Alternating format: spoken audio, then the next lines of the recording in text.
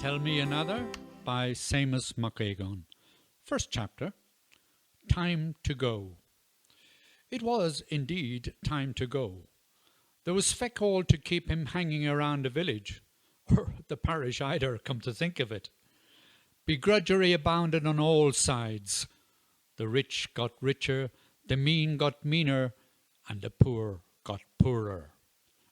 The same as always, as Tess would say. Though not long reached puberty, he had seen enough hardship and hard times to do him a lifetime. Time passed the place by and went on about its business. He'd have to do the same or become trapped in an endless cycle of scrabbling for a living and making do with hand-me-downs.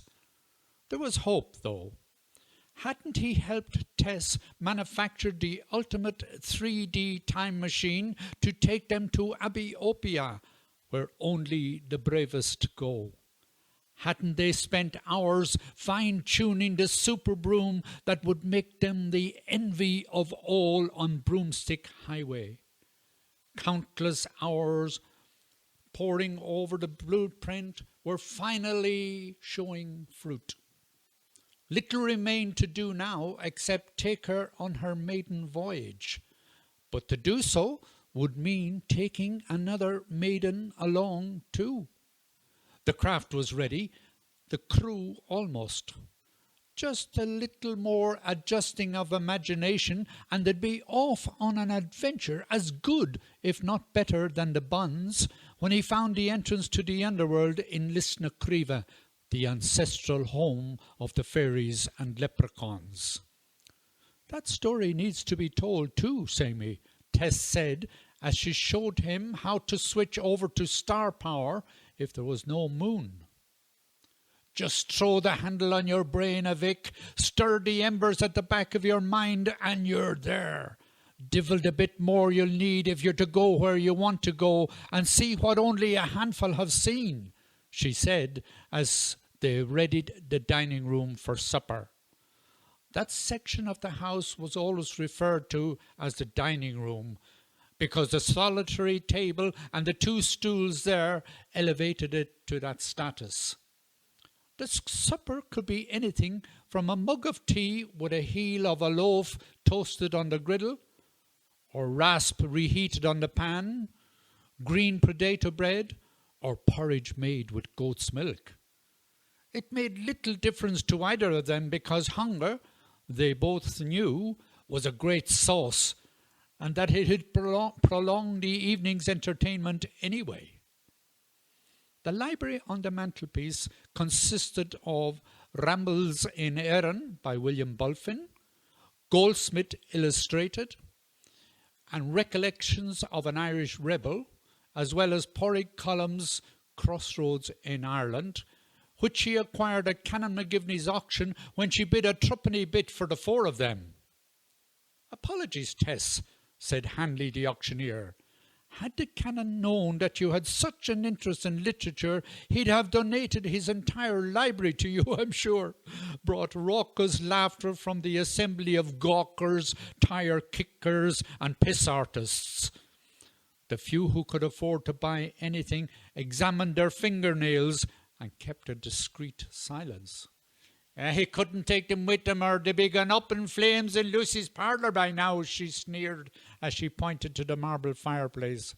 "Aye, and the rest of you who wouldn't know a sonnet from a linnet would be better off reciting your prayers than making little of decent people," she said as she sauntered through them with the books in her halter bag.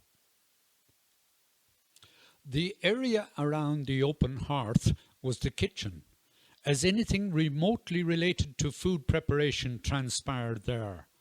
Thin as a rake and not 2 hands higher than a duck, she still ate like a sparrow to give the little she had to those who hadn't. Few called on her except the Bun, a close relation, Maria Macrone, if the lights were on, the Nugget, and his son Rex from time to time, Nora occasionally, and of course Sammy every chance he got.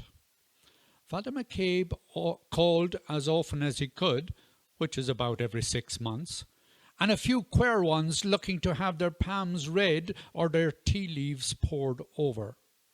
In fact, much more, as she'd say herself.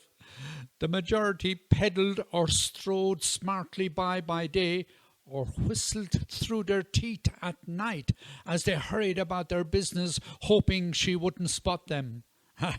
She missed little, though, because if she didn't see them, Billy did, and kept her posted so she could see without being seen. For pure devilment, she'd let out a blood-curdling screech from the bushes at the back of the house occasionally, if someone she wasn't mad about dallied along the road by night. They didn't dally much after that, but flew past as if the place was haunted.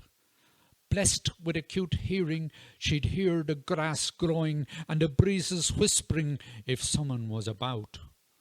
Rather than engage in pointless pleasantries, she'd disappear into the house or tend to her tiny garden and multitude of geraniums around the house.